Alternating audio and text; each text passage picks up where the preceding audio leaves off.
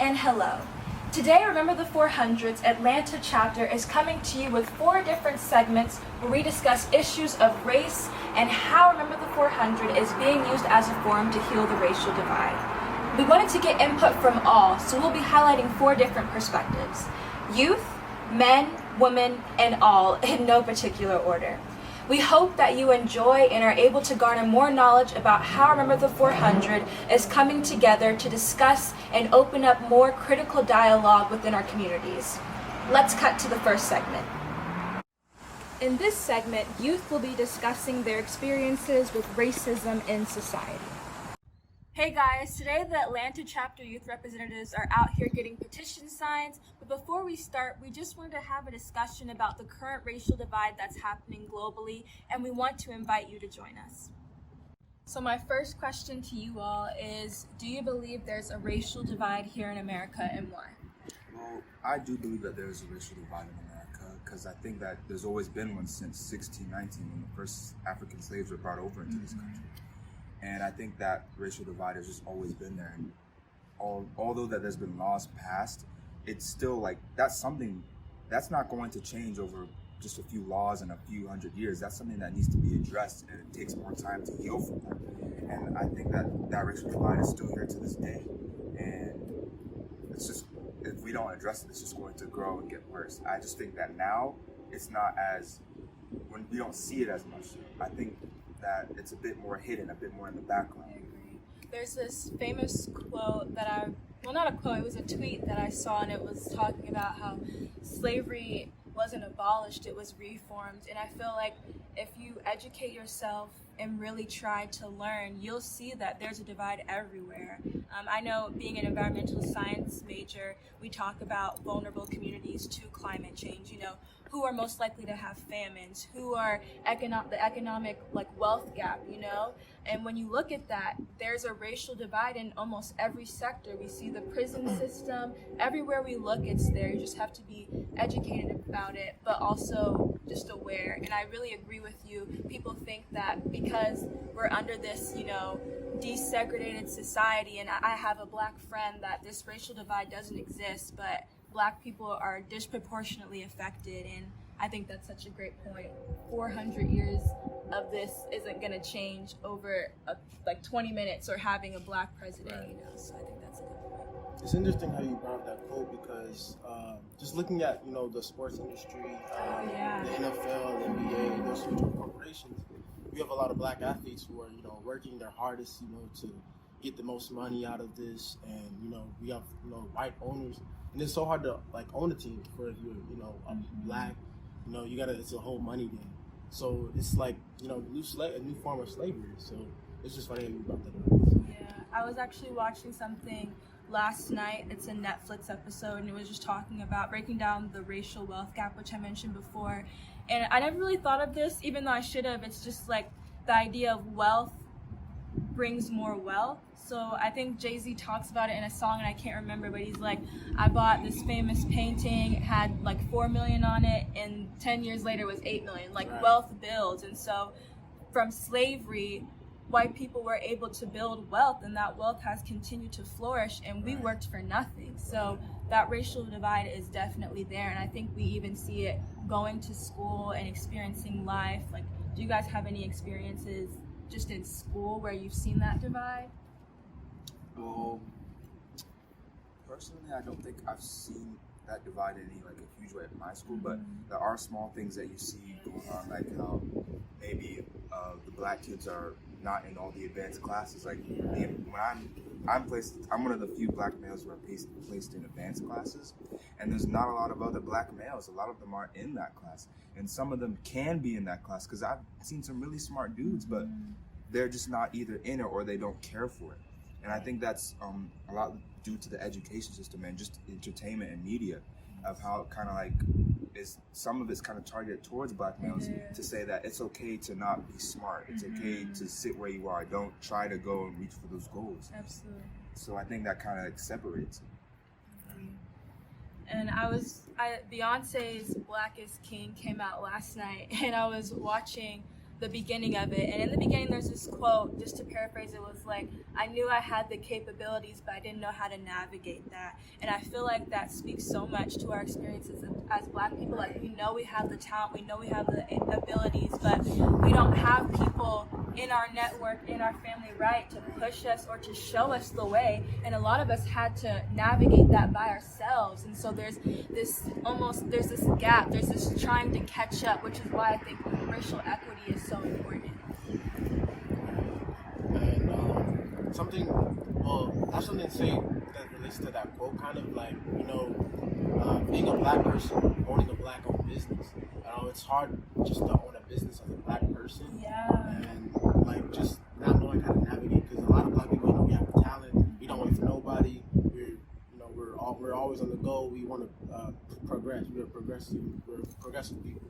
So just as a Black person, I know it's hard to own a Black-owned business, and it's a lot easier for the white people, because they have other people, they know other people, they network a lot. They have their family. Right? Yeah. So. It's so funny you said that, because remember the 400 had an IG live the other day, and the owner of I See Me Bookstore, one of the co-owners, was talking about that. Like, most Black businesses fail the first year or 5 years, and you have to ask yourself, why is that? There's an actress, I think y'all know, Yara Shahidi, who's on Grown-ups, and she was saying, she has this quote talking about the importance of being an engaged citizen. You have to ask yourself those questions.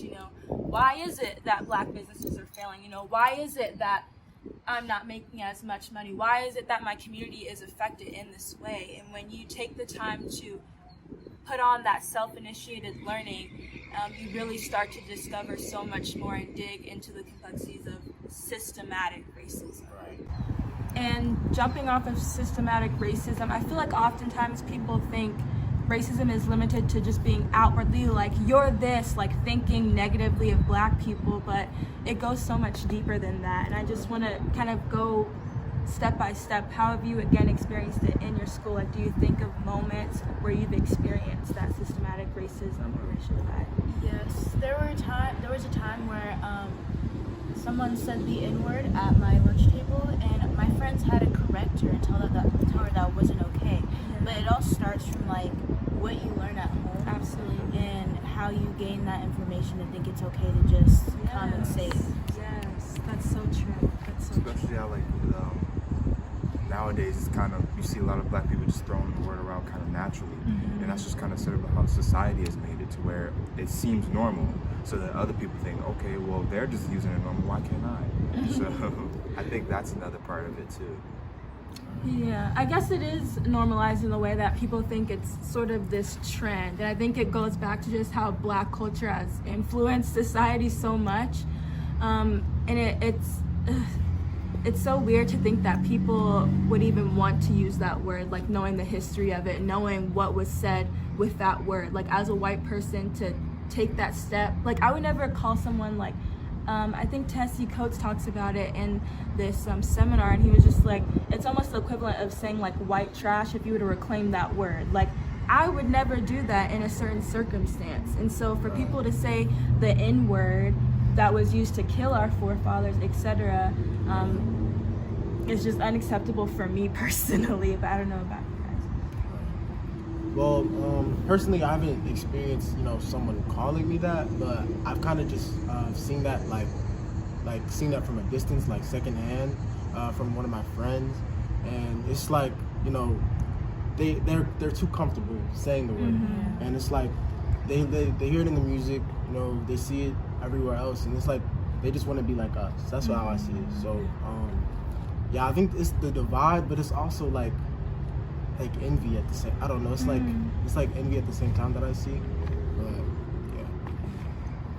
And then what I think is really interesting is when you get into this whole diversity issue, right? So we have schools that are like diversity, right? And so you see a mixed population all throughout, but racism still exists. I know for us, or me growing up in the South in a small town, the way racism worked here versus when I went off to university was different. I have a memory of being at camp. It's so funny because I was thinking about this, and I think I sort of like repressed the memory because I was like, wow, I can't believe I forgot about that. But I was at cheerleading camp, and I had this friend, she was a redhead, and she was saying, you know, I really like you, you know, we're really good friends, but I can't invite you over to my house because my mom doesn't let me play friends with black people. And I remember like just kind of being quiet, like part of me was like, I'm not even allowed to go over people's houses, so bump that. But it was also like, what do I respond to? You know, it's so out and blatant with disregard for how I would feel at all. Right. And so moving from that to a university that's under this guise of, you know, diversity, everything, you see racism work in different ways. It's like people bumping into you and not saying, excuse me, you know, microaggressions, these small things that make you feel a certain way that you can't even always articulate. And it just really goes so deep. I can say one thing. I want to say it was like my junior year in high school. I was walking to basketball practice. I had my basketball in my hand. I was walking to basketball practice, and the administrator, you know how they just walk around, and he stopped me and he was like, yo, he's like, where you going? And I was like, oh, I'm going to practice. And my teammate, who was also white, he was on the JV team, and he was like next to me, but he didn't ask him. He just let him walk by. And I just thought that was interesting. But it's always those little things that they tend to ask, and they tend to just look at you and just, you know, how they look at you and stuff like that. Or just, you know, getting stopped by the police. You know, you can have a license for a gun, anything, they'd still, you know, ask you questions. But if it's a white guy in that same predicament, no license or anything, he'll whip it out, aim it at them. You know, it's like you're not doing anything. But it's just... The divide is, Yeah, like, I kind of relate to what Jeremiah is saying, like, just as, like, an example as to where, like, well, I don't think a lot of white people have to deal with that. They could have God knows what in the car and not really have to really worry about that. I'm not saying that every police officer is not going to, like, ignore a white person if they got something they're not supposed to. I'm not trying to say anything like that. I just think I just think that they don't have to go through the same thing as a black person has to go through. Like, anytime I'm going somewhere with my dad, I would be kind of worried about if the police stopped us over, because I know, like, that's something that we have to deal with. We have to kind of worry about, you know? And even when I eventually start driving, that's something that I'm going to be afraid of. Like, that's something my mom is always telling me not to do, you know? Not to do. She's always telling me how to handle that kind of situation.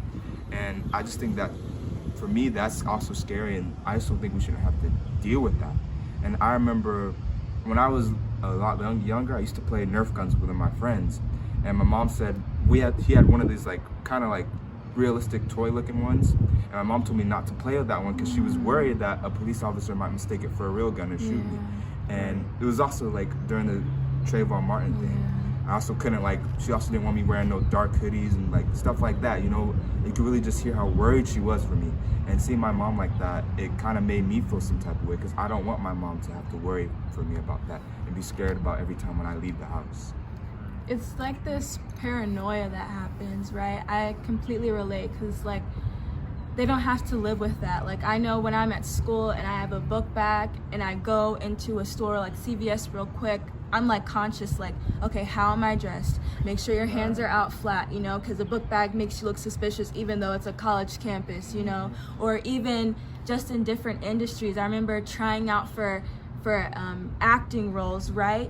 And you have this sort of awareness, like, if I'm going out for Sandy for Grease, the director has a white woman in mind, you know, that's who they're picturing. So no matter how good I am, there's a chance that they will not be able to see me in that role and choose me as a side character. And so it's just this constant battle trying to go back and forth, like, is this what I'm experiencing? Is it not? And they don't have to go through that, and that's the privilege they have. And there's another question that's asked, like, many times to sort of prove a point, is if you go up to any white person and ask them would they want to be black, you'll be met with a long pause of silence or the answer no. And I think that tells you everything that it needs to.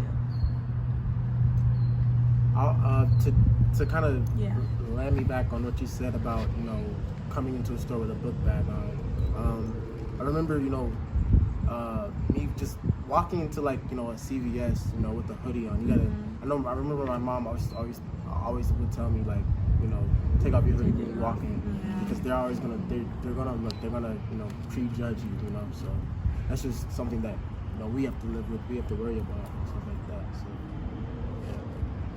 yeah, that's why my mom always tells me not to bring bags in the store so it doesn't look suspicious. Just be cautious of your awareness of where you are at, because it's not all rainbows and lollipops where people are just, oh, everything's fine. There's things that you have to be aware about. Yeah. How does it make you feel though? Like, do you feel like it's become normalized, like you're used to it? Are you like, do you feel nothing? Like, what do you feel when you're thinking of those things? I mean, I know what has to be done, so you're kind of like used to it, but like it's still kind of like, it kind of like hurts inside a little bit, the fact that you have to do that just because of how you look or your appearance. Like, you can't change the way you came into this world. Yeah, it sucks. It really does. And I just like, I kind of just hate thinking about having to do that for myself so that my parents don't have to worry, my family doesn't have to worry. I just don't want them to have to be afraid of me doing anything. Or I don't want them to have to feel that paranoia and that scared for me, feel scared for me. So that's kind of what I think about. Like, if I ever get stopped by police, that's what I would think about.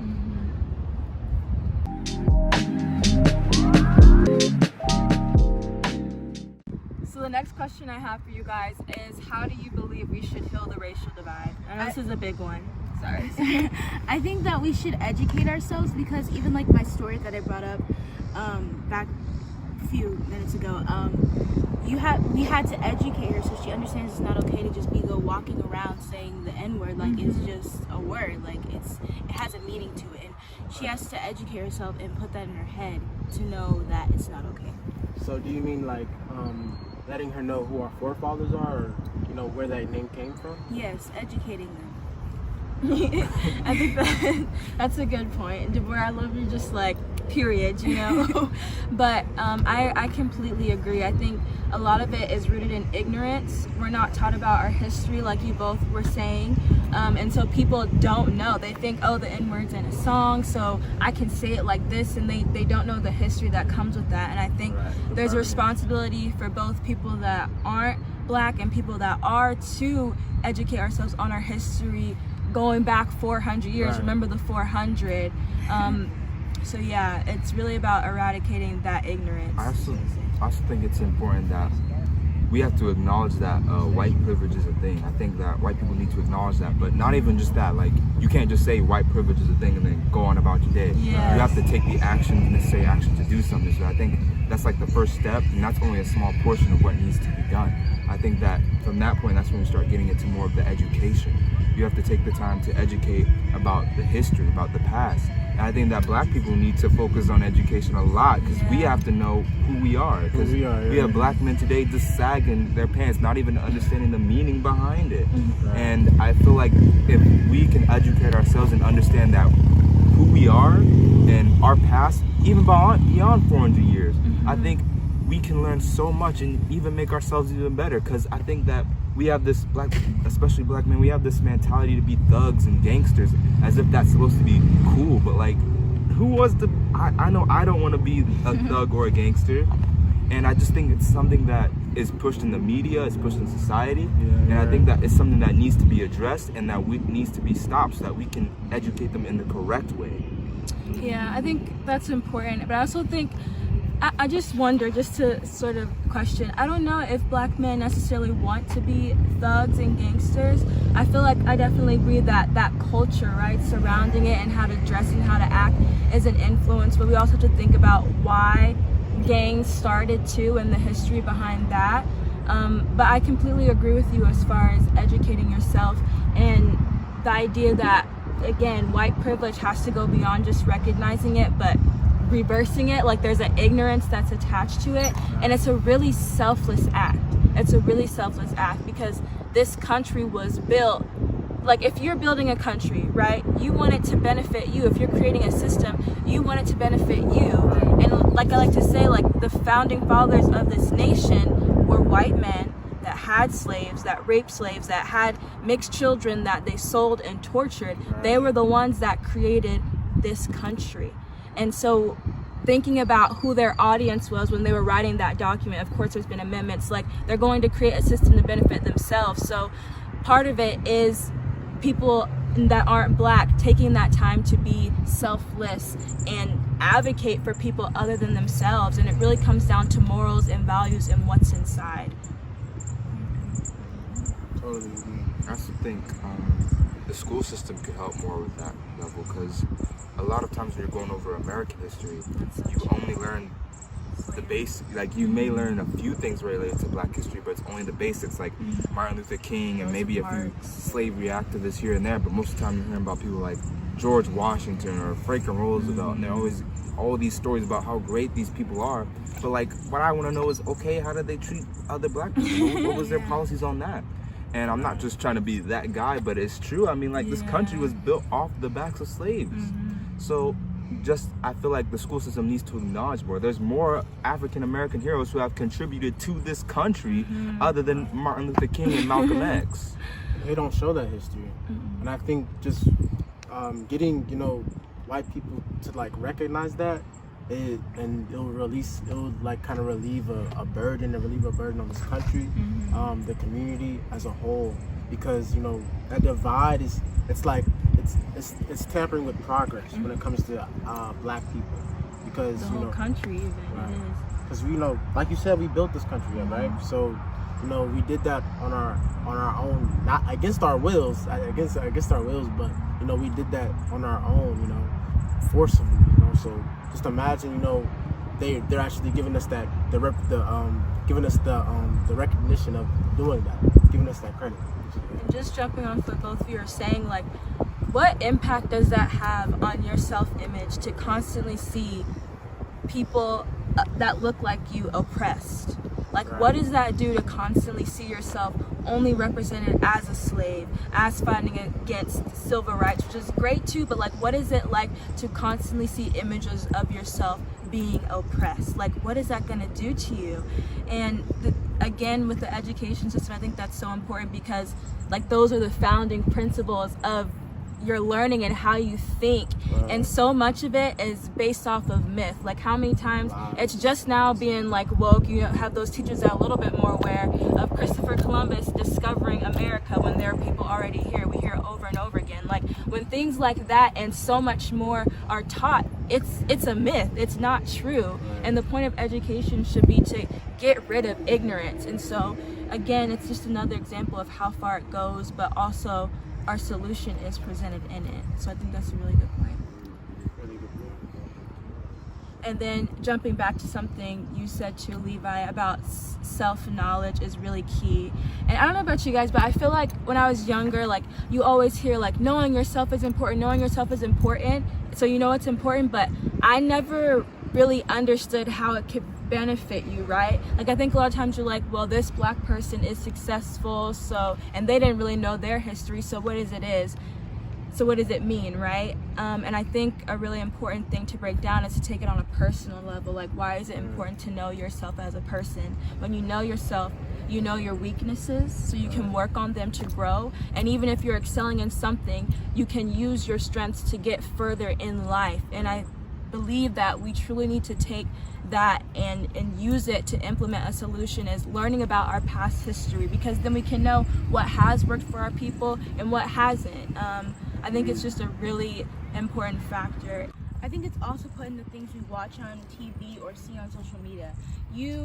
They don't always put black people in a positive light. It's usually as negative, and it's wrong for young black children to see on TV, because if you see a white person and they're like positive or just like nice, well dressed, versus a black person, they're aggressive, they're loud, it's not always like, who do you think that black child is going to go out acting like, wanting to be? So I think they need to educate themselves and it comes from just seeing things like storybooks or TV. They have to see themselves so they can educate themselves and go out in the world and know who they are. Right. And you can see it in the news as well. Most of the time in the news, they tend to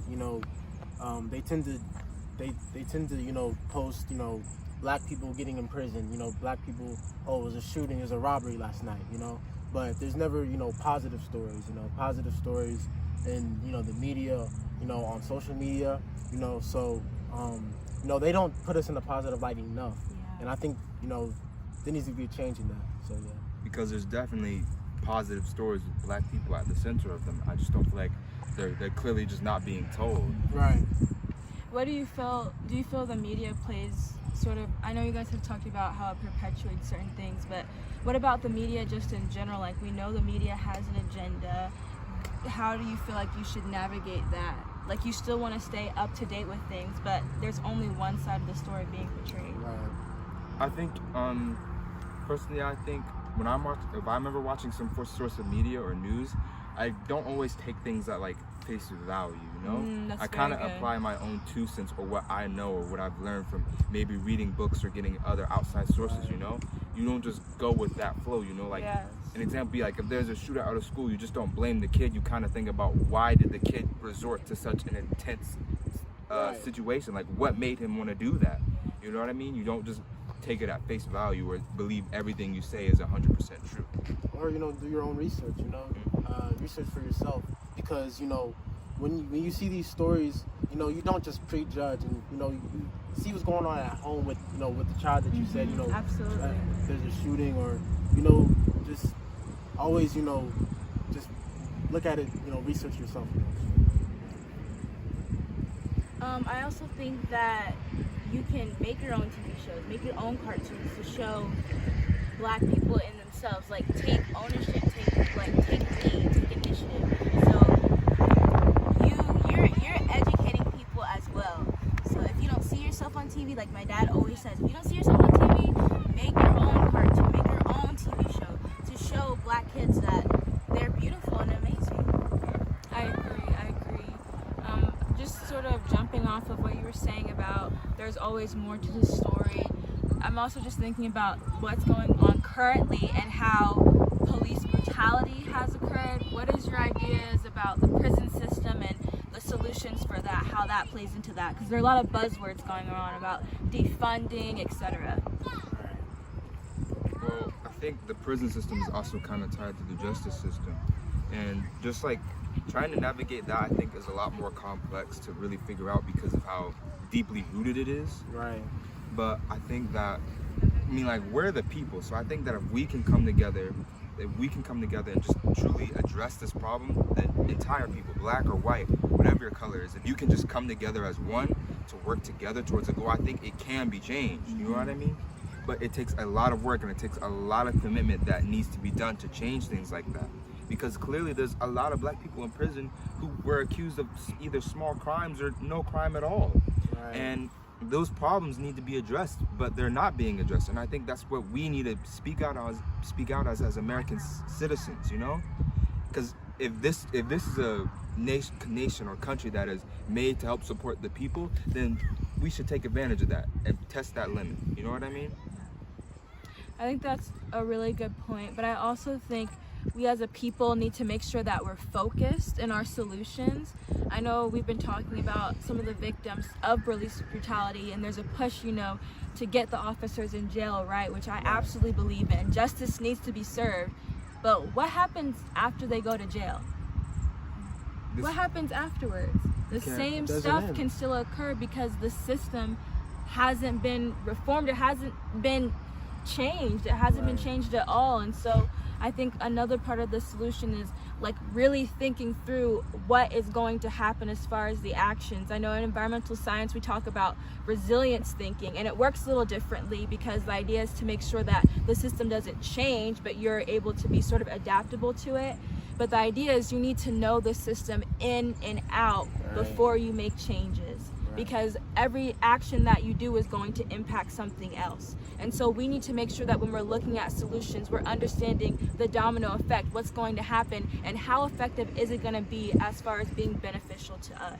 Also, I think going back to like what you said about what happens after we get those police officers in jail, I think that's like, for me, that was the situation with all the other black shootings. Like when I found out about George Floyd, it was sad, it was Yes, depressing, absolutely. but at the same time, you weren't surprised because the same stuff has been going on for the past 400 years. Right. And still, with Trayvon Martin, all these other people, black people who were killed innocently, it's the same situation. So the people up there know, all right, we're just gonna let them protest for a little bit, maybe or maybe not give them what they want.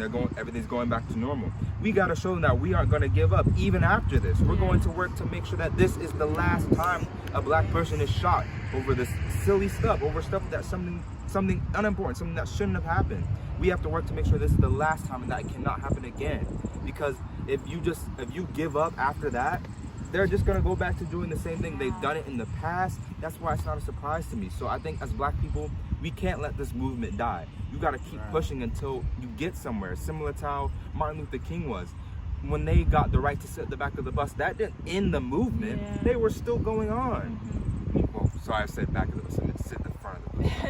But when they got that right, they still were moving on. Like, it was an accomplishment, but they said, okay, what's next? Exactly. And I think that black people, we all have to have that mentality. We gotta say, okay, we got that, now let's move on to the next thing and get bigger and better each time. That's my I really like what you said, and just jumping off of Deborah, having a seat at the table is so important, and I think it also lends to the importance of our allies, people that aren't black, understanding that so that they can advocate for us as well, because like you're saying, there needs to be a focus, there needs to be a push. And when I think about the way systems are set up, it's almost as if police right now are protected from any sort of criticism that can occur because of the way the unions are formulated when you talk about sort of the system behind it. And if we don't have a seat at that table, how can we talk about it? I know, I remember I was at this panel discussion with a police officer, I think it was a lawyer, and then somebody else, I can't remember, I think it was a judge, 3 levels. And the police officer was talking about how he had an Ivy League education, and a lot of people were surprised that he was a police officer, but he was like, you know, seeing all that was going on in my life and speaking with my mother, I understood that there needs to be more people like us to have an effect on things that go on. And although it's really hard to be a black person in an environment that's not even set up to allow you to make moves, there is something extremely valuable in being in those spaces to make change and advocate for our people. So I think that representation is a really important factor in the solution as well.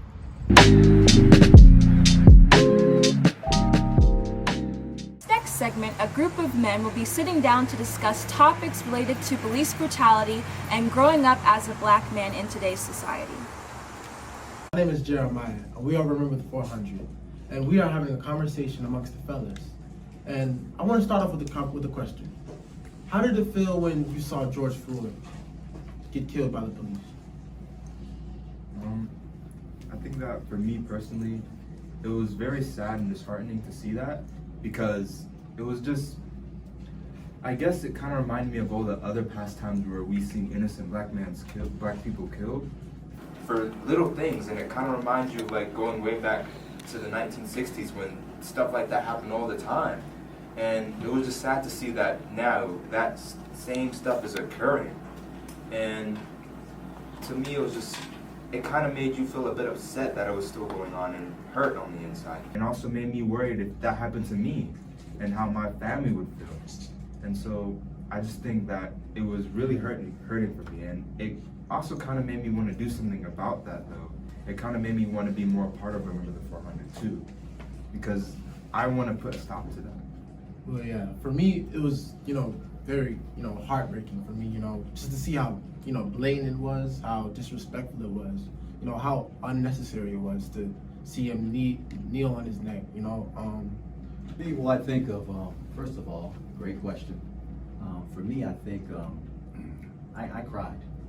I cried. You see this is not a movie. This is a man that has a child, has a family. He's someone's son. He's someone's uncle. He's a part of a community. And it makes you always reflect when you see that happen to anyone, whether it's a black man or any man. You're going to reflect, man. You think about yourself. I think about my children and like, wow, this is the way you have to end. That's one thing. The other thing is too, I think about the old phrase, insanity is when you continue to do the same thing. And I think about George Floyd going to a Christian shrine, a place of worship, right? He's calling on Jesus. And perhaps same officer, he goes to the place of worship, calls on Jesus. And what for me, why is it that Jesus doesn't hear the cries of black people, but he seems to hear the cries of white people? So that's what I thought. I'm like, wow, That's interesting. I mean, because we're some worshiping people. You know, we go to worship from 8 and we don't finish until 8 p.m. Right. White people, on the other hand, they go in maybe 8 and they're out by 9. And we're crying to Jesus, crying to the same people. We're embracing the same culture. We're embracing the same holy days, but this is the end result and George is just one of many. So these are all mixed emotions that I've had when I view the video and I think about it in retrospect. And that's a great point. I saw the video personally. It was hard to watch. I couldn't watch the whole thing. I couldn't watch it. It hurt so bad. And to think, what would make someone do that and take pleasure in doing it the way he did? So I just thought, like you were saying earlier about they probably went to the same shrine together, right? Just think about as our history, our reflect, excuse me, the culture, because someone asked me, does America, we have a racial problem? I thought about that question. Because if you say yes, you got to do an answer or a solution based upon race. But I don't think it's race, because you said before, they probably put in the same church together, praising the same God. They're both black and white. So it's something more.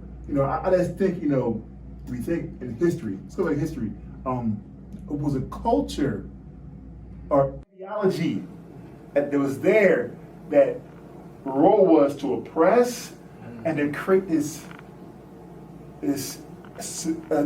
complex of false superiority, right? So that, pushed, and guess what? We were the perfect candidate to be used, right? We had certain talents. So when it was time to bring this ideology to the new world, we were the perfect people to play that role. We knew how to farm. We were strong, right? We can endure. We endured a lot over the journeys, even the slave ships, right? We endured a lot. So I think we were that perfect candidate to be used to oppress, right?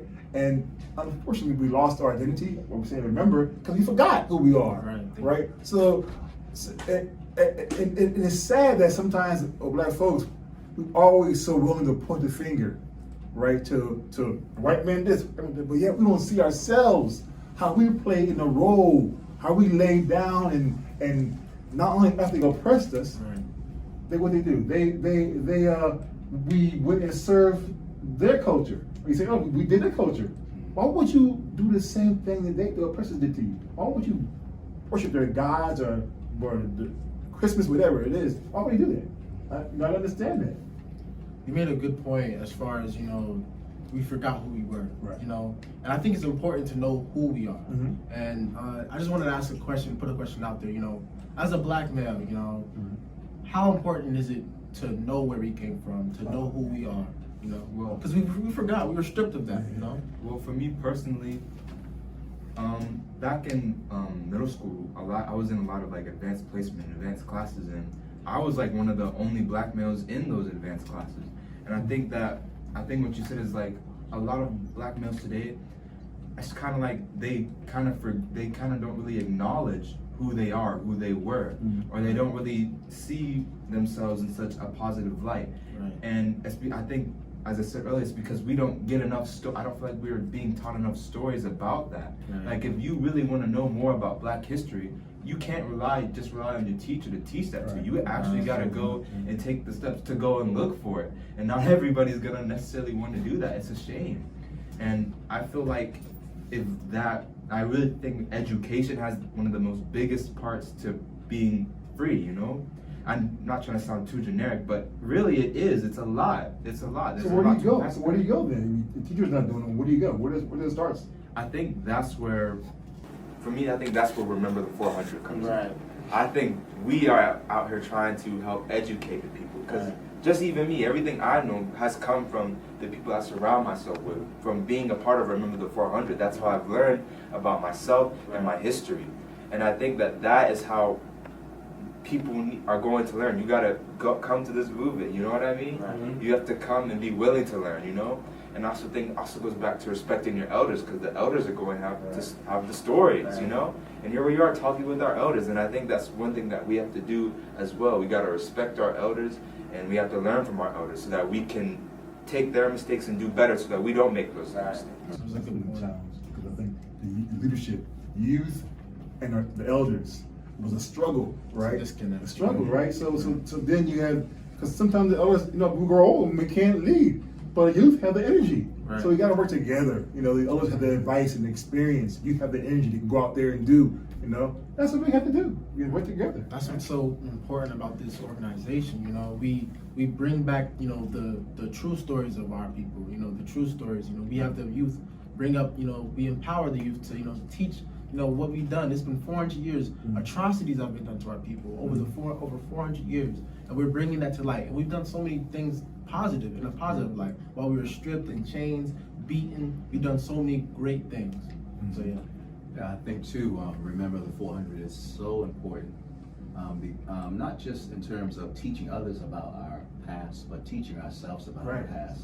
Because one thing you will see as more throughout history, as we try to assimilate it in this culture, killing of black males, black on black crime went up as we so-called integrated, right? It seems like when we were closer to slavery, it's sad to say, we had more self-respect. We understood, the value of being together, unified. But it seems now that as we try to assimilate, that value is lost. Many of us don't want to know. And we cannot condemn others without even looking at ourselves, looking at the atrocities that black people do to black people. So I think Remember the 400 also addresses that as well, addresses all sides. That's a good point. I see a lot of people who come to this country, they have to assimilate, right? When you assimilate, you lose who you are. Right. You lose it. And that's what we did. You made a good point. It's like the thing with Malcolm X, the coffee, the creaming, and you cool it down, right? So that's what happened. We got cooled down, right? We lost who we are. Right. And throughout history, you see it repeats itself. We see flaws in the system. We see flaws throughout our own within our own community. Yeah. But one flaw that we know for sure is within the prison system. So what are some things that that you could contribute to that? Prison system, police brutality within the prison system. Right. Judicial system. How they treat us in the courtroom. Stuff like that. Well, I would say one thing. If you know the target's on your back, for instance, the black guy at Wendy's, he fell asleep in the car. Brooks, right? He fell asleep in the car, but he was killed. Understand? But why would you need to grab a man's taser, right? See, if you know they got the finger on the trigger to shoot you, right, you don't do things that make them want to shoot you, right? So we got to make sure we check ourselves first, right? We understand the system ain't for us. It ain't for us. It never was for us, right? So we gotta stay out of it, Instead we stay home and do our family. You said before, we learn who we are. Forget the other stuff. Don't break the law. Right. That's the law of the land. We gotta abide by it. That's what it is. But you see, to touch on the incarceration rate of African Americans as well as Latinos, you see this huge disproportionality. Yeah. But it's been legislated. If you go back and you look at all the legislating goes back years, hundreds of years of legislating so that they would keep us down. The system is designed basically to benefit those who are in power and to keep us oppressed. So this is the reason why we have such a high rate of black males incarcerated. It doesn't matter whether it's a Democratic president or a Republican president. It doesn't matter if it's a black president or a white president. Yeah. So we have to understand that and focus and really look at our past and really try to prepare for the future by understanding who we are. I think it's important to have, black faces at the seat of those tables and, behind the scenes, up front. We need black doctors, black legislators, black policemen in our black communities, because we can't have white policemen working our black communities. It doesn't make sense. They don't know us. They could if they had a program where we would be in the community and learn the community. Then they can do it. You can't live somewhere 10 miles away and come to a community and try to police it. You can't do that. You will know us. Yeah, you don't. You're strangers. That way it's easy for you to put your knee on our neck. Right. Because you don't care about us. At the same time, I think it has to be much more deeper than just a black police officer, because we Exactly. have black people, but white minds. Meaning, my personal experience having black professors, they're just teaching the same things that white people have written. Right. So it's much more deeper. We have to operate, I think, on a system of truth. What is truth?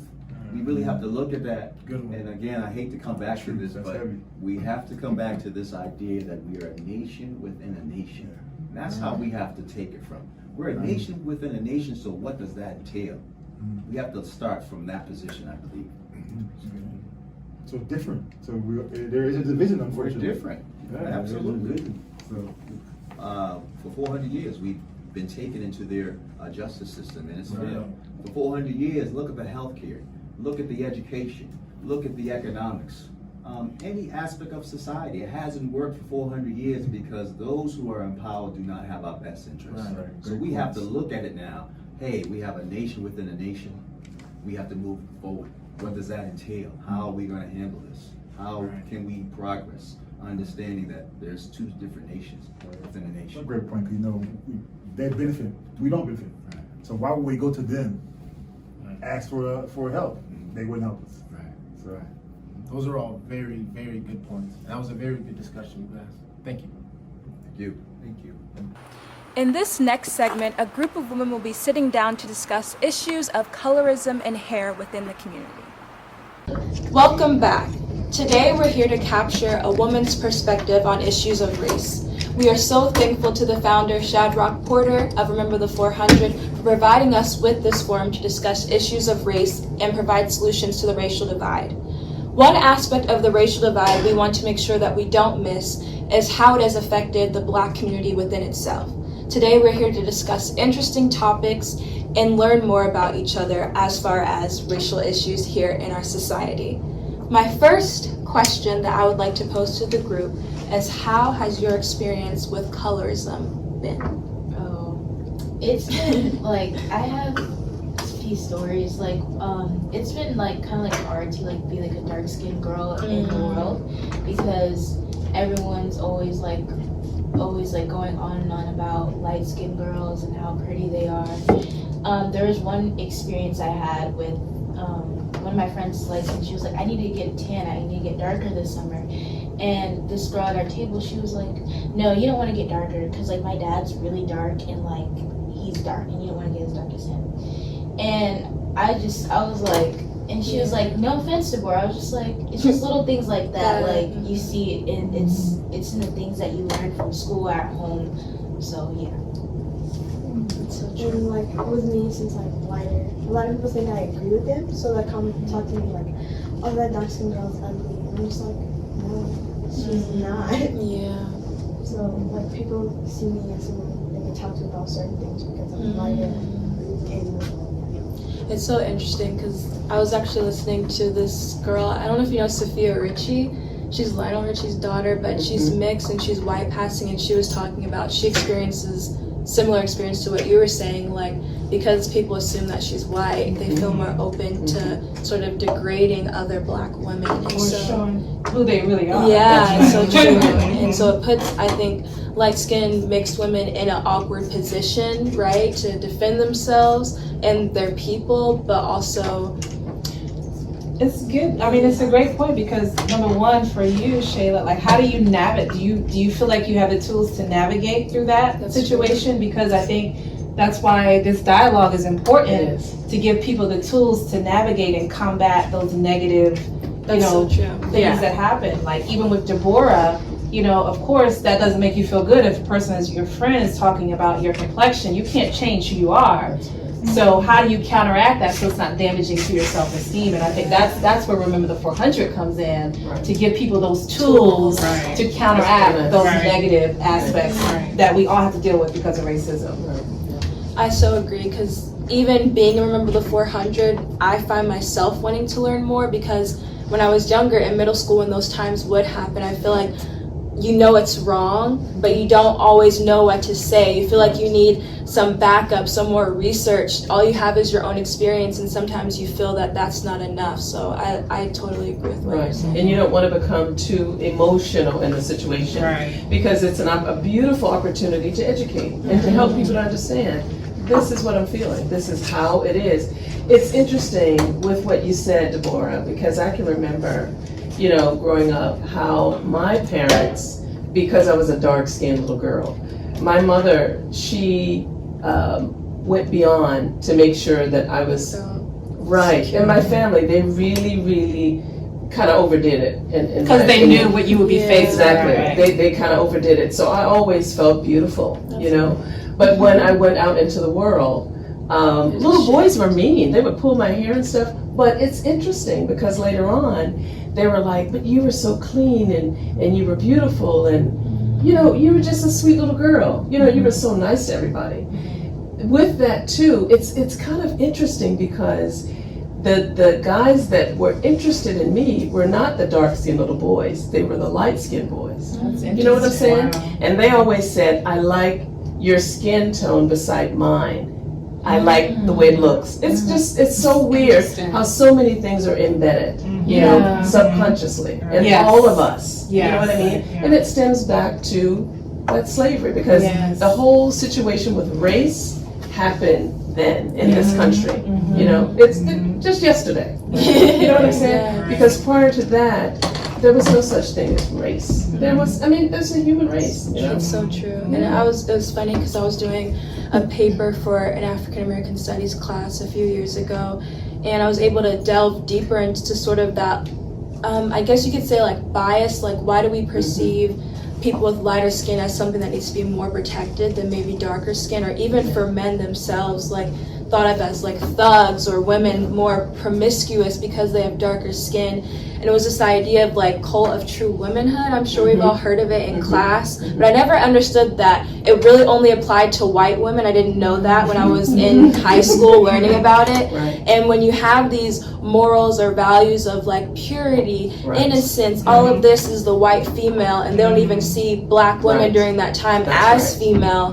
That mindset keeps perpetuating, and it's the reason why we're here today. And that's like how you were saying, like with the thought and the biased thoughts of having, like seeing a thug or something. I've had people come to me and say, you're lucky your son's light skinned, because the cops aren't going to stop him, or they're not going to give him a hard time because he's light skinned. It's like, and then at that time, I don't know what I know now, so it's like I didn't know how to respond to it. But what makes that okay for us to say? What makes that is something that's been taught and ingrained in our brains. You know what I'm saying? In society. So it's like, me as a white woman, I have to speak out against things like that. I have to educate my people that look like me, because they may say, oh, I'm not racist, I'm not this, I'm not that.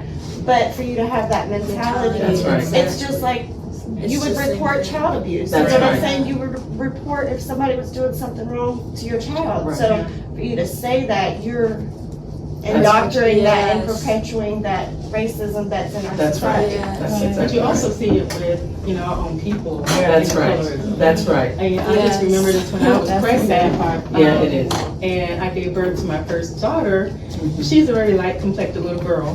So when I show pictures of her at work, there's an African woman that works there, and she saw her picture, and she went to one of my coworkers and says, "Is her husband white?"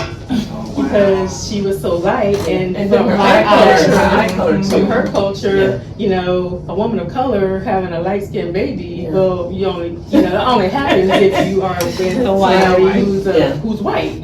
So she was just shocked that, I had a little girl that was born so light complected, and I'm not light complected, my husband's not light complected, and so she was kind of perplexed, like, how did this happen? But I think that's the ingrainment of the slavery slavery that's Yes. happened over years. Yes. Better understanding of our culture and our That's background exactly right. and the diversity of it, so that why people look, people of color Right. can have all So types of right. skin Right. tones That's right. and still be And people of why. color. That's right. You know, Let's deal with the truth of the That's matter, right. right? But it's parents Need to- and the adults, the people around them, they have to start doing that education for That's us. right. So we don't continue to pass that down That's to exactly the right. next generation and next generation. Exactly. And even as a little girl, I could, again, the whole situation, it would have been great for, there are certain things my dad would say, my parents would say, you can't trust everybody. You can't always trust a smile. You have to look beyond that. Watch how they speak, watch how they treat you. It's just what you grew up learning. It's an onion. It's a plethora.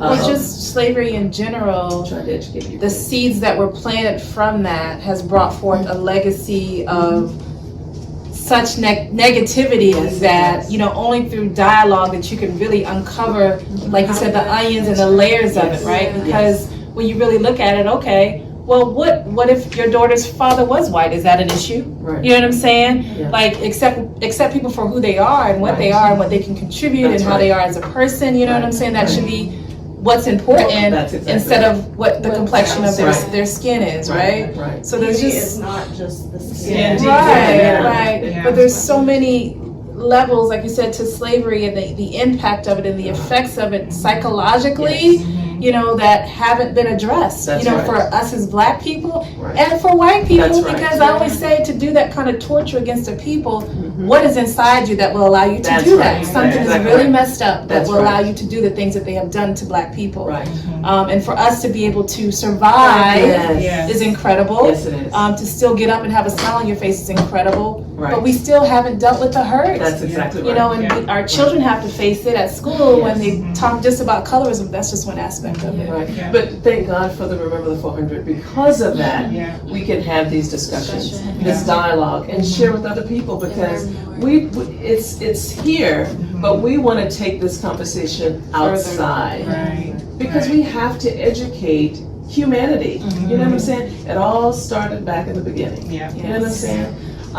And everything is backwards. Everything is backwards that we've learned. So we have to reverse that. We all have been deceived. Yes, that's right. There's even records of back during Reconstruction. The descendants of slaves or the lighter skins would petition the courts to change their race on their birth certificates. Yes. So how many of us don't know that know our that history? Listen, It's like it's in there. I agree. And I've said this many a time. I believe that there are a lot of white people that are passing that they don't even know, and some of them may. And to But me, hey, all white people are passing because the original Bill Nye the Science Guy said it on Instagram. Like it all came from Black. and you know what? I like to say, hey, everybody's got a Black mama in the closet. It's right. You know what I'm It's saying? about being right. That's right. True. That's That's it. True. Yeah. That's right. Yeah. Be honest. Let's be honest. But I wonder, those that are just really racist. I've always had this thing like, oh my God, they know they got a Black mama. You know what I'm saying? They know, somebody knows something, they're just trying to deflect, And then a lot of times, like, their children do it out of rebellion. Yes. And they don't look at the actual, like, what responsibility you have to raise a brown-skinned child. That's You know what I'm right. saying? I That's don't have the same experiences that my children will have. Yes. But I have to have that in my mind. I've asked my children before, like, how would y'all feel if I didn't care about these things that I do? And they would say, we wouldn't feel attached to you, Yes. And you love your children. Yeah. So any person loves their children, so you have to understand the responsibility of it. Yes. You can't have your family talking around your children That's some right. kind of way That's and right. not step in and say That's right. something. That's right. Because that's That's damaging to them. Yes, you wouldn't want that. Yeah. Going back to sort of the layers that you were talking about, it's funny because having these conversations lately, I was reflecting on sort of my own experience with colorism, and I feel like we don't really understand how much we sometimes internalize these things, right? My experience with colorism has, I think, been very normalized. When I was in maybe like early high school, late middle school, I remember that I thought I was beautiful, right? I didn't feel insecure. I thought I was beautiful, etc. And so, because you got that at home. Yes, and so when there were two things, and I think it will transition to our next topic. I remember one day I came back with long braids because I had my hair in twists majority of middle school, and the one day that my auntie did my hair in long braids, I started to get attention from all these different guys. And I remember being really shocked, especially when it was not black men, because I had grown up so many times hearing, I'm not attracted to black women. The farthest I'll go is light, to the point where I just assumed they didn't even see me. And it didn't feel like, I didn't feel sad because of that. It was just like, this is how things are, like this is the norm. And so I remember being so surprised when I was like, wait, this white Hispanic guy likes me, like this is weird. It was the hair too, which I kind of want to transition into how you feel hair has affected you, how you feel that plays into racism. But it was also just this normalization, like so many of us go through it and don't even realize like it's not right. I think there's a level of growth for I don't know, men in general, because I felt the same way growing up. I didn't feel like guys were attracted to me, but when I got to college, it was a whole new thing. It was like, you know, growing up, it was always the light-skinned girls got the attention or the white girls got the attention, you know, but at home, I always felt like I was a beautiful girl. I don't know what's wrong with y'all, but okay. That's right. But when I got to college, that's when it was different, you know, I got attention, you know, in that way. But the challenge with that is on a different level, because now you have another aspect of our men, you know, whether they're, you know, interested in other men or interested in white girls, you know, but you still have, I had more attention as I got older. So I don't know if that was an awareness because guys got more mature. I don't know. And like now that I'm in high school, I see like darker skinned guys, they'll say it's their preference, lighter girls. They'll say that to you? And they'll say that their preference is lighter girls, but they'll also be like, dark skinned girls aren't pretty. They aren't? That's just that's so crazy. That's not a preference. Or they'll say you're pretty for a dark girl. You're pretty to be dark skinned. If you're asking them, oh, why don't you like dark skin? They'll be like, why do you choose like light skin girls? They just go on and on about, oh, dark skin's ugly, like dark skin's ghetto. I'm not asking you if dark skin's like, why don't you like dark skins? I'm asking you, why do you like light skin? That's the response. Interesting. The response is dark skin. Well, what does that have to do with it? And the media portrays beauty as light complexion, you know, so you think about as a young lady, you're looking at television and you're seeing beauty and it's not people who's reflective of your people. Listen, 2020, they're just making makeup lines that That's right. But I remember back to the hair thing, before I transitioned to being natural, my hair was very short. I just cut off my perm because growing up as a young lady, my mom permed my hair. And so when I transitioned to natural hair, she said, what are you doing with your hair? Don't you realize you have a husband and you walk around with your hair natural? And it kind of made me think about, this is what she grew up. You know, beauty is straight hair. Your hair is straight, you're beautiful. And I think as women, we do have to embrace that. And I'm glad to see that there are more natural hair products that we can use for our hair. So it was just amazing that she would have that idea. In the 20th century. And even in corporate America, I noticed if times where I wore a wig or had my hair straight, I would get so many compliments. And it's like, well, wow, I guess my regular natural state is not good enough. You know what I'm saying? It's even in on Google, which is crazy. If I look up professional hairstyles, you see white hair as portrayed as professional, but if I look up unprofessional, you see natural, black, beautiful. That's so crazy. But again, it's the lie. It's the lie. So we have to reverse that. Yes, education. Yes, I like what you were just talking about that too, because it's so funny, again, guys. It's a complex, but it's a simple thing, right? Because I remember when I first moved to Georgia, and I remember when I first, when you guys first met me, Minister Donovan, Donna, when you first met me, I don't know, Diva, nuh-uh. But I had a perm. I had a perm. It was lovely. no, I'm just joking, y'all. But it was easier. But I'm telling you, something came to me. It was just like, you know what? You're poisoning yourself with nothing wrong. I love the nails, the hair. It was like, it was a knowing you're poisoning yourself. So I stopped all that. But when I first got a cut, and I remember I was down near the hospital, and I would get all these compliments, but they were from white men. God, sister, your hair looks really lovely. And see, older black men too. So it's really complex. It is. You know what I'm saying? And then It's you really wonder, complex. you wonder, like, in the system, why do we have to have laws for you to wear your hair? That is ridiculous. Like, why do you have to have the law? Like, what's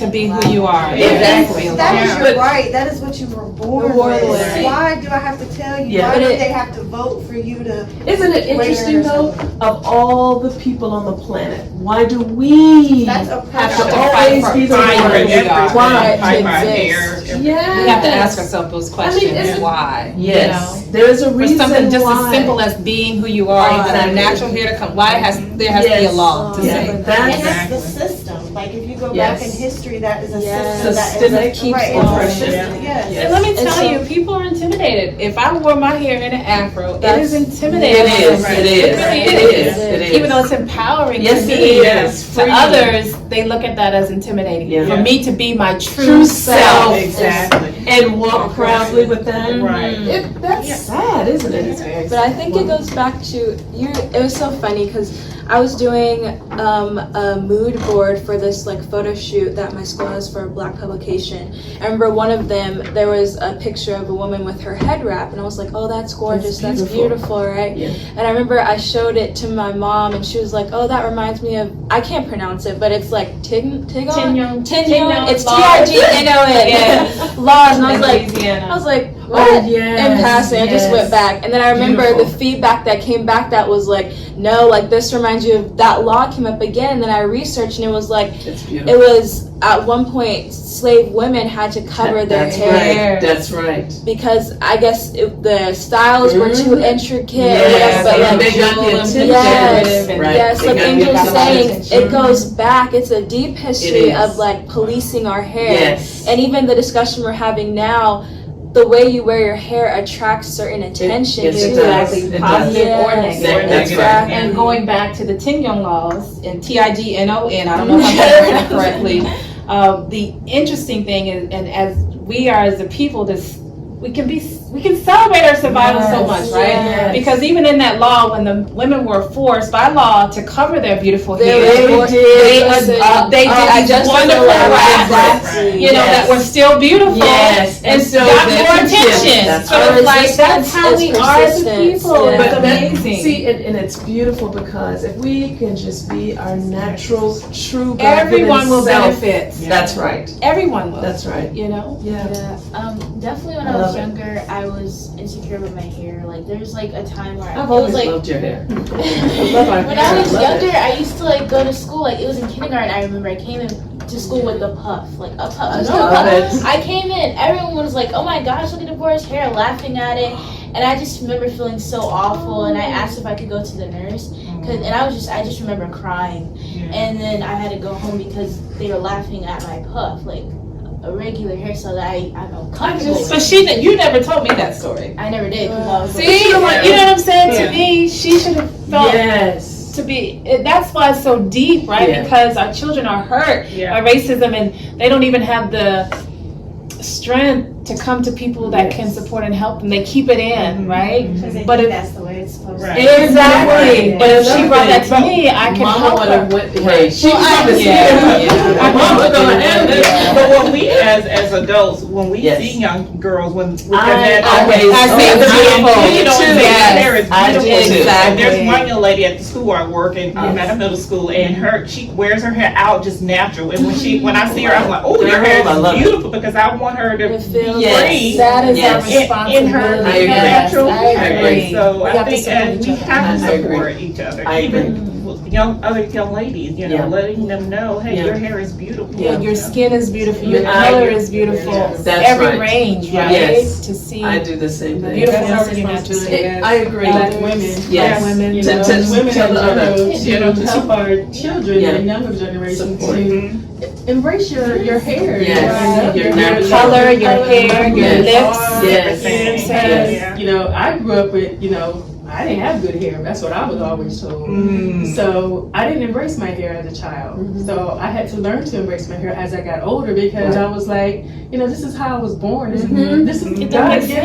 Why am I putting these chemicals in my hair and straighten it when it's just hurting me? So my pockets. Yeah, my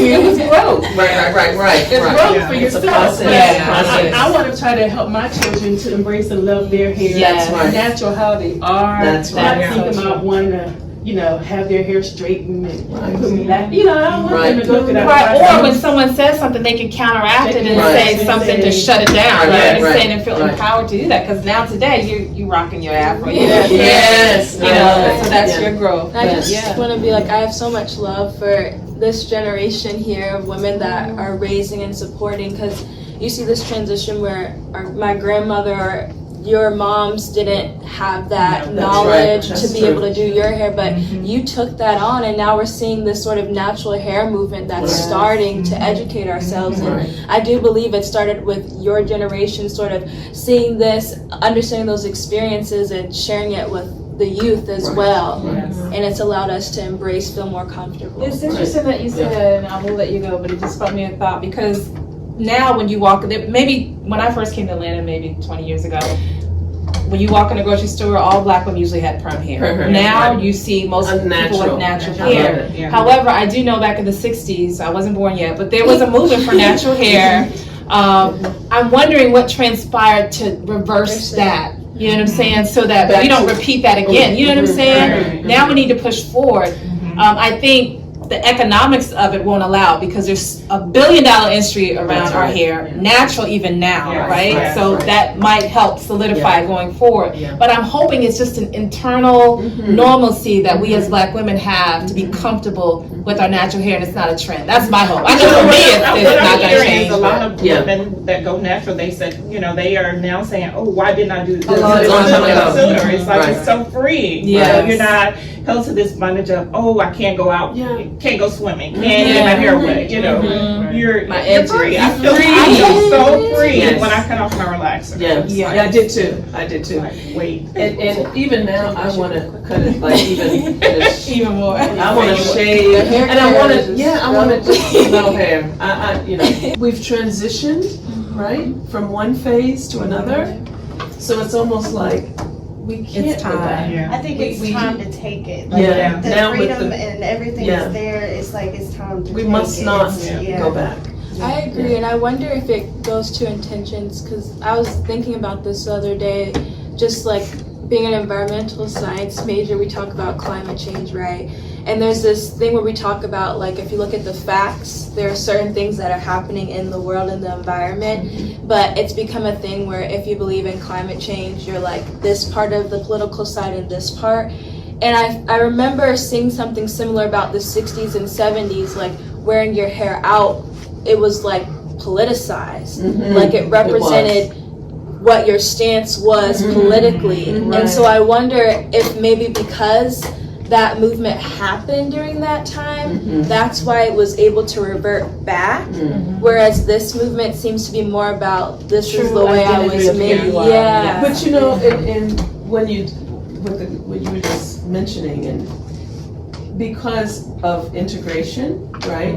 And then now we were in corporate America, so they kind of, and I think that's why it kind of slid back into that space. Could be, the integration, because now you want to be a part of. So now we like, hey, I'm free, I ain't going back.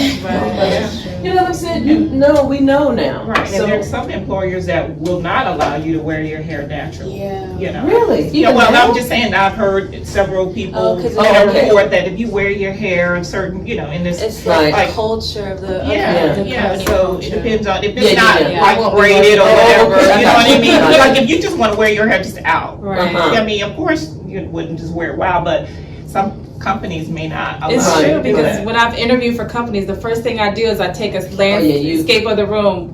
What are the black ones? What are their hairs like? And if I see someone with braids, I'm like, okay. If I see someone natural, I'm like, okay, Yeah. this is my This spot. is You know like- what I'm right, saying? right. That's one of the first things that I do when I'm Yes. like looking at a company. Like, how are the Exactly. black women wearing their Right, hair? right. When I'm right. thinking Very about, important. when you're talking about jobs, when I was young, my very first job, I was 16, 17 years old, we were taking applications and, you know, it's a fast food restaurant, I'm looking at it and the name on it. The name of it was like a LaQuisha or something like that. And I was like, oh, she has experience, this looks like it would be good. Uh-huh. We don't hire Uh-huh. names like that. They wear weave and it gets in the Wow. food or they've got Oh fake my nails. Like they would say And stuff like see that. stereotypes. Yes. Yeah. Yeah. Yeah. So whenever you think about that, Just the it name, can they haven't even even go got the the person. other way where Right. you wear the unnatural hair, Right. and they still look at it. It's negative. Yeah. Yeah. Yeah. I remember, like, I think it was the beginning of 9th grade. I started to wear my hair natural because I used to straighten it all the time, and it was so damaged. And then I remember this guy. I was walking down the hallway. It's this guy that I met like in a class before. We weren't really friends for that long. And I wore my hair natural that day, and he was like, "When are you gonna fix this mop of your hair?" He said, "When are you going to fix this mop that you call hair?" I just looked at him crazy. And then so I went to class, and my teacher, she was like, "I love your hair." She's a white teacher, and she was like, "I love your hair. You can do so much with it. See? Flat Very iron, versatile. you can wear it Yeah. curly the next day, you can braid it, you can Right. do so much." And it just made me happier, but like with the guy, I just looked at him crazy. I wasn't even He upset. didn't mess. But you make a good No, point. Yeah. You make an awesome point Yes, because she when you does. think about the physical aspect of you damaging your hair, but what about your spirit? That's You know what right. I'm saying? To change it, That's right. that damage, you know, the That's heat and right. the chemicals. That's right. But when we That's change ourselves to be internal. something we're not, how is that damaging our spirit? That's And that's what we right. have to look at. That's what we have to address through Remember the 400 so that we, you know, can be our true selves and not Yes. feel like we're compromising Right. at all, Right. physically or spiritually. Right. Right. Yeah. Yeah. Well, thank you, ladies, so much for this wonderful discussion. We were able to really dig deep, and it was amazing. I enjoyed it. Thank you. Remember the 400. Although Remember the 400 is a youth-led movement, we recognize that it's important to amplify different perspectives. Today, we invite you to join us as the youth have a discussion in addition to our elder members. Come on, guys, join me. Hey, how are you guys doing? I'm so glad to have everyone together to start this discussion. So my first question that I would like to pose to the group is, why do you believe Remember the 400 is an important movement?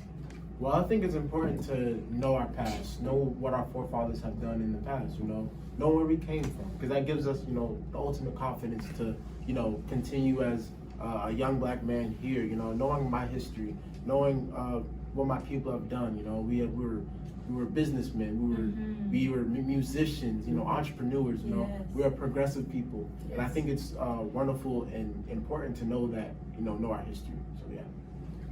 I think that I really agree with Jeremiah said, because you're trying to spread awareness out to the people and just to educate people on what the importance of the 400 years of us being in slavery has. And although that, yes, it was a sad time because we were oppressed, you can also look at it as like something positive, because although we were oppressed, we still did amazing things. And just to take that and learn from that and to build on that. And I also believe that as the movement, the Remember the 400 movement, we're trying to push ourselves forward and not slow down. Like so the thing with George Floyd, an example, if those officers get arrested, we don't want to just stop there, we want to look towards what's next, our next goal. Because a lot of the times with the past shootings, eventually all the Black Lives Matter, all that eventually dies down. And there's another. And then there's another shooting. thing, and the same thing happens again. So if we really want to make a change, we got to keep pushing. We can't just let this die. We can't let the movement die. Same thing during the civil rights times. When they achieved the goal, like getting the right to, I kind of said this in one of the earlier videos, but when they achieved their goals, they didn't say, okay, that's enough. They said, what is next? So I think that's still something that's very important. I think that's what Remember the 400, we're trying to bring that spirit of unity and progression, like what Jeremiah said. We're trying to bring that back to our people so that we can continue. Right. And I agree with both of you said, because to me, Remember the 400 is a memorial of our pain and a celebration of our survival. And that a memorial, we're looking back to remember all that we went through, and the celebration is we survived it. Right? We built this country, built other countries, and as you know, Remember the 400 is a global movement, right? Because from slavery, we were dispersed all over. And all the countries that we were put in, we helped build them up.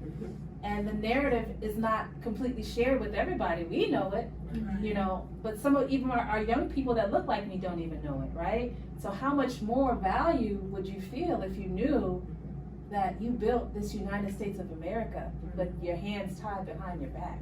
We You want, understand? and I think that's what the movement's about, is we want that acknowledgement too. We're trying to aware and make people acknowledge that, hey, look what we did.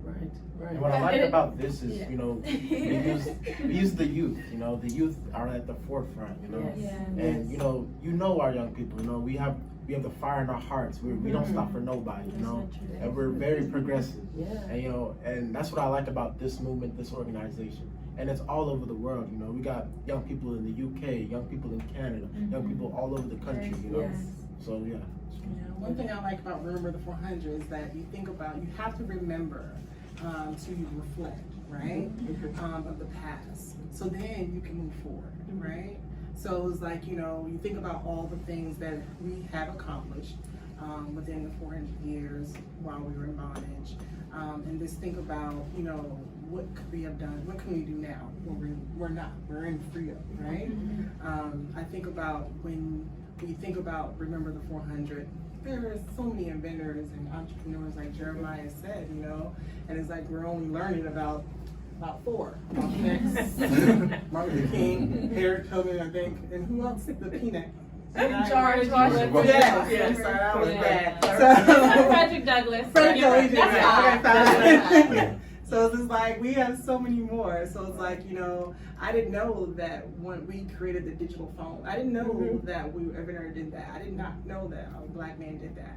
It's like, there's so much to learn. And it's our history. It's nothing to be ashamed of. And that's the thing I love about Remember the 400. It's bringing that all forward. We're handling the narrative. We're telling that, and we're telling the truth, the fullness of the truth. And it's to be celebrated. Again, like you said, Donna, it's to be celebrated. It's nothing to be ashamed of. We were able to live through that. You know what I'm saying? Our foreparents would be so proud of us. My grandmother is no longer here. She would be so proud of what we are continuing to accomplish and to make a difference. She would be proud, our parents, you know what I'm saying? Because we are still moving it, pushing it forward. Very, very important. Despite where we shouldn't even have a smile on our face. That's right. I mean, all that we've been through as a people, we should have been crushed. You know, our resilience is amazing. Yes, it is. How we are able to accomplish through the brutality of slavery, you know what I'm saying, and Jim Crow, and all the systemic oppression that we face today in housing and health and all that. How are we still able to be here, to smile, to forgive? That's You know what I'm saying? That's right. It's amazing. It is. But I have a question. I feel like it's definitely important to know our history, but Stephanie, you talked about sort of exploring and looking back and reflecting over those 400 years, but how do you envision youth taking that on? Like, just opening this question up to everyone, like, what is that process of reflecting? Because it is so much that history can be overwhelming at times. Like, what is the process of reflecting look like? Well, take that one. Well, I think of like they use the analogy of an airplane. Whenever there's an airplane crash, investigators are sent out to get the black box. The reason why they get this black box is so that they can understand the recording, what all transpired to make this aircraft come to a crash. So I really like Remember the 400 because the word remember takes us to the past, right? We have to find meaning in the present by looking in the past, and then only then can we prepare for the future. So when I look at this, the whole movement, I think it's a great, the phrase "remember the 400." It says so much. It's so full.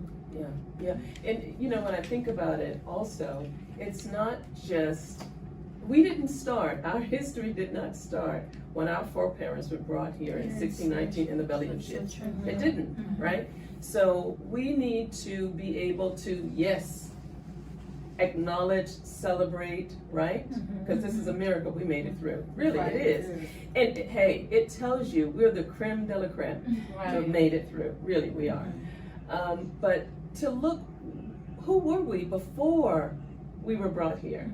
So that, you know what I'm saying? Let's go, those conversations, those thought patterns. Exactly. Because, yes, we have history beyond Frederick Douglass. That's right. That's right. Amazing rich history. Yeah. But I love the analogy that Avery gave about understanding, what transpired to cause the plane to crash in the black box. It's also like when you go to the doctor's office and they ask, when you first get there, they ask for your medical history, right? So that they can't really prescribe what they do for somebody else for you because your history is different, right? And that history, they ask you about your parents, your right, all of that Mm-hmm. to help me heal what's ailing you now. Right. So it's important to look back. So as Avery said, yes, remember the 400. Just the word itself is very full. It is. Because for us to heal from the racism that we've encountered in these 400 years, we have to look back. Right. What happened? Why did it happen? Right. Who were we before that? How do we get back to Right. what we need to be? You know what I'm saying? So can I ask, since we have you guys here, and then I can maybe share my experience too, how has that process been for you as far as learning your history over the past 400 years? Because like I think someone said earlier, it seems like the youth don't really always have an interest in history. Do you agree with that? Like, how do you feel like the youth take on history and knowing who we are? Either one. I think a lot of the youth today, we're conditioned. We're used to seeing, people on TV that people on TV that don't look like us. People in magazines, people, on Instagram, people who don't look like us that are successful. We're conditioned to see that at such a young age, and we're just not interested. We're just like, I don't see enough. So it's like, why would I even? You don't see me. Right, exactly. I don't see myself. Yeah. Even at school, when you're at school, like how would you want to learn when you don't even see yourself? Because you learn the same 3 names throughout 12 years. I thought it was Same 5 names throughout school. So it's like, it's time to write our own history. To write the true stories of Black lives, what we contribute. Right, to control our narrative. That's so important because even the stories that they told us, for example, Jackie Robinson wasn't the first to integrate baseball.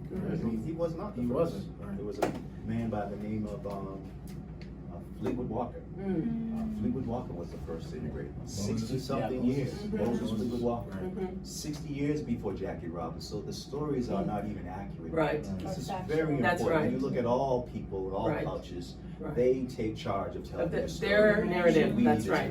I think that's such an important point. I was watching an interview with Angela Davis and Jane Elliott, and it was talking about this idea of, education should be used to eradicate ignorance, but what we have in schools is indoctrination. That's right. So it's this youth of myths, erasure of our history that we're learning. And when you talk about stories about, I think you have a story that you were sharing to me a few days ago about speaking up against your teacher. Can you explain that? Yeah.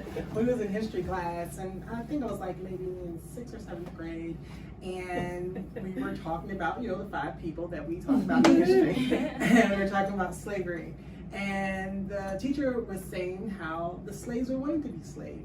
It was like they were happy, and they had picnics, and they were having, they were being traded for sugar, and they were happy for it. And I said, what? And I was like, that's not true. And she felt that I was being disruptive to her classroom, and she sent me to the principal's office. Actually, sent me to the guidance counselor. So I remember I was speaking to the guidance counselor. I was like, this is crazy. And I was like, it's not true that slaves were happy to be slaves. They weren't happy. No, they were not. Taken. Exactly. Right. So, Kidnapped, And used, makes you mistreated. Ask yourself why. Right. Why would they do that? Why did they only teach you about 5 people? Why are they telling you that slaves were happy? You gotta That's ask right. yourself Right. why. Right. If America is like, they say it's like supposed to be like a melting pot of different cultures, but you're only Like a teaching them. salad. You're only teaching us one culture. It's like, perspective. That's so Yeah.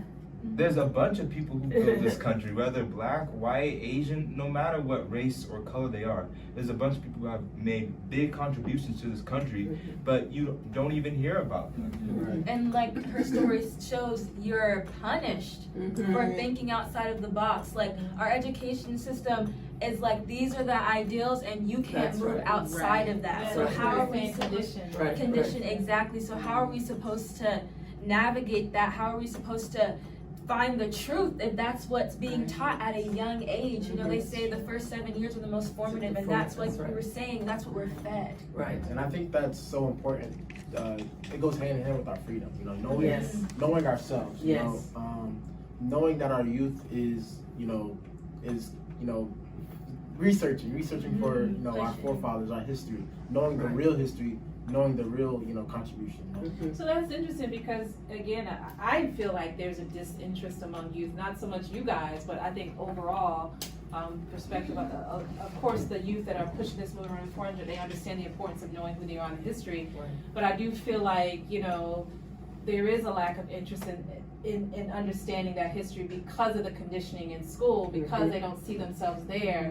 Is that attributing to the lack of interest about our history? Like, to me, sometimes when you say to young people slavery, it's like, oh, here we go. Because it's somebody else's narrative. You're not Right. interested in that. We want, you know what I'm saying? Right. So you've been fed lies. Yeah, basically. I And kinda- so that's I kind of Not interesting. think that, but like I think it's like, well, like I know there in my class there's some black girls who are kind of like very passionate when it comes to talking about history and slavery, and they would probably agree with a lot of like what we're saying because like I feel like they are interested in it to an extent. Like they may say, okay, that's cool what Martin Luther King did. But like once you hear it over and over again, it's like, okay, can I not get more? right. So you don't think they're embarrassed by the legacy of slavery? You I don't think young they're- people are embarrassed? I don't think they're embarrassed. I just think because I think they understand that black people are amazing. Like I think they have that understanding that to know that we survived this. Yeah. I just think they want more. They're The not real giving enough. thing. They want Right. the real story. Right. One of Remember the 400's initiative is to make August Freedom Month. So my next question I would like to pose to the group is, why do you believe it's important to make August Freedom Month? Why August? Why not Black History? Well, I think that, so we're talking a lot about freedom, and I think the first steps towards freedom is kind of what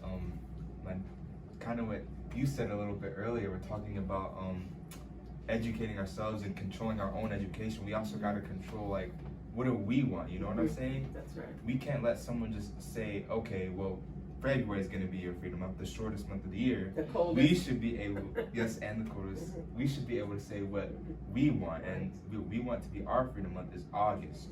And so I think that just that is already showing that new way of thinking, that we have to decide what we want for ourselves, and we have to be able to become capable of making our own decisions now. We're not just randomly choosing August because we want it. Right. It's not in August. If you look at the history, That's we right. don't have the time to go in detail. Right. But in August shows not only our enslavement, but as well as our emancipation. Right. August 1619 is when we first That's came right. here to Sure. these American shores. That's right. But also in August, we know that the British government was very influential in abolishing slavery throughout the British colonies. So this is one of the, or two of the significant reasons, but there's many more. And there's many more, and I also, what I love, what Remember the 400 is pushing for August, is Freedom Month. Right. It's a time to dismantle the narratives around systematic oppression and racism. It's a month dedicated to freedom. Right. What can we do to live, for Black people to live a life of freedom and let go of all the injustices and work towards that life that we deserve, that we have a right to. That's what Freedom Month is about. And just to have a month with just everything is focused on that, I mean, who wouldn't want that? You know, That's when you awesome. think the money, the resources we have in our community, right? Can you imagine for the month of August if we spent on Black businesses all of our money? Can you imagine the amount of wealth we would amass if we were to do that? So true. Yeah. The other thing too is that when you look at the children of slavery, we were dispersed throughout North, South, Central America. We look at Black History Month was February, but in Brazil, it was in November. In Canada, it's I think October. So what Freedom Month in August, I think it's a rallying call for all children of slavery wherever you are, so that we can come together under one accord. Right. So that's, I think, very important as well. Yeah, I agree. Good point. Very good point. So I guess jumping off of that, how do you imagine freedom to you? Like, what does freedom mean to you personally? What do you see it collectively? What does freedom mean to you? I know it's a big question, so if you need time to reflect, feel free. Well, personally for me, freedom for me would be, just for my brothers, my sisters, my cousins to, get into college, free, don't have to worry about don't have to worry about no student loans, no classes, nothing. Just free, I think that's really a really good point, because I was talking with someone the other day about this idea that education has to be paid for. Like, if I want to be like better myself, the fact that I want to better myself and learn, although the education system has a lot of issues within itself, the fact that I have to pay so much money, it's elitist, and I think that's such a good point. And I myself have found a unique experience in defining freedom, because to be honest with you, before I somewhat sort of rejected the idea of envisioning freedom. And I know that sounds weird, but it goes back to this idea that change isn't easy, right? It makes you uncomfortable. And so my issue, I guess, what I was trying to avoid was envisioning this certain way that freedom would come, and then the change that has to occur, or if it ends up not being what I envisioned, that I would be resistant against that. And so I found myself struggling with this balance of, okay, you need to picture freedom. How are you going to fight if you don't have a vision? But also still being flexible and willing to change what I might see, because what I might see might be different from you. Like, racism is extremely complex. It goes almost, it even goes beyond 400 years. We talk about So I really appreciate this discussion that's happening, because it's allowing me to open my eyes and envision freedom even more so, and not be afraid to. But isn't it interesting that in 2020 we have to have this discussion? It's like, sad. why as humans, you know what I'm saying? We should have the freedom to be who we are. Exactly. And as Black people, we have not had that freedom to be who we are. Like, truly, from a spiritual standpoint, from a historical standpoint, from a cultural standpoint, and all those have manifested into our economic well-being, our health and social well-being, all of these things, are because we lack freedom. You know what I'm saying? And you just think that concept of how uplifting we would be, not only as Black people, but the world, if you unleash the chains of racism and slavery and oppression. Like, everybody would benefit. That's right, exactly. I think too, the concept of freedom has been that we should assimilate to this culture. When in reality, the most very important thing that's happening here with us, the children of slavery, is that you really have a nation within a nation. So when you think about freedom, it's really about embracing who you are. And understanding that we have a nation within a nation. So it goes back to the Kerner Commission in 1968, when they looked at all the riots and they determined that, hey, America is still two different nations, separate, divided, and unequal. But this goes way back, and it's the root, the core is that we're a nation within a nation. And that's not how we approach this freedom. We approach it in the sense that we have to assimilate. Yeah. We have to embrace your culture, your history, your holidays, your customs, and I think that's been the wrong approach. I agree. And as you say that, I totally agree. And when I think of when people talk about equal, I don't want to be equal. I don't want to be compared to anybody. I don't. I want fairness. I want you to be fair. But when I think of freedom, the way you guys were talking about it, I think about, for me, what I envision is a community that we can have everything, our laws, our health care, everything. Education. Yes, education, everything is within us, separate. For us, by us. That's right. That, to me, that's freedom. We can do, like you said, spiritually, we have everything we do is surrounding what we want for us and our community. But we still interact with others. I'm not saying cut off, not that. But we gotta love self. We gotta love self. And we have the resources within us. We have God-given talents within us as a people. Listen, they couldn't do it without us. It's been documented. I think I just, quick question, and I know Rachel, she's pushing this, but this made me think of this. Do you feel for us to have freedom, we have to heal first? Or can it be together or after? You hear what I'm saying? I think the healing of this, the impact of racism and slavery have to happen for us to be free. I think that it will ultimately happen somewhat simultaneously. And I just think this because I think earlier it was talked about sort of this internalization that has occurred because of slavery and all of its effects. And I think some of us are even unaware of how far that goes. When we talk about implicit bias, like, why do I prefer this? Why do I choose this? I'm not consciously making that decision. So I think it's a very it is. So I think what Remember the 400 is doing is really how it will occur. You know, we're pushing. We know what we want. We know what's right and what's wrong. And through this process, we're also hoping that we will be able to heal in ways that we may not even be able to imagine. That's right. Right. But the other thing too is the healing is not just on the children of slavery. No, It's that's also right. on, That's a good point. you know, our oppressors or Right. white people. That's so America true. has to heal. We all have a legacy. So the healing has to come, you know, from both sides. That's right. Right. But for us, it's internal, then out. You know what I'm saying? So true.